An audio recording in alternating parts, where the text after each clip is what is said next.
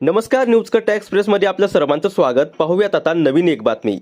उल्वे येथे शिवजयंती उत्सव साजरा करताना शिवरायांच्या अश्वारूढ पुतळ्याचा प्रश्न पुन्हा ऐरणीवर आलाय.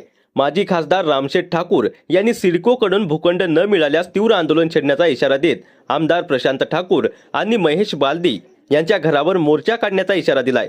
सिडकोकडून भूखंडासाठी 5 कोटी रुपयांची मागणी होत असल्याचा आरोप करत त्यांनी सरकारकडून शिवरायांची उपेक्षा होत असल्याची तीव्र नाराजी व्यक्त केली.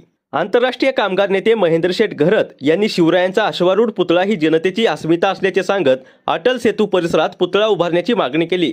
रयतेचे राजे एकच, छत्रपती शिवाजी महाराज. त्यांच्या स्मारकासाठी आपण लढल्याशिवाय पर्याय नाही असे सांगत त्यांनी आंदोलनाची भूमिका स्पष्ट केली. यावेळी जे.एम. म्हात्रे, वाय.टी. देशमुख, भाऊशेठ पाटील, वसंत पाटील, अरुणशेठ भगत.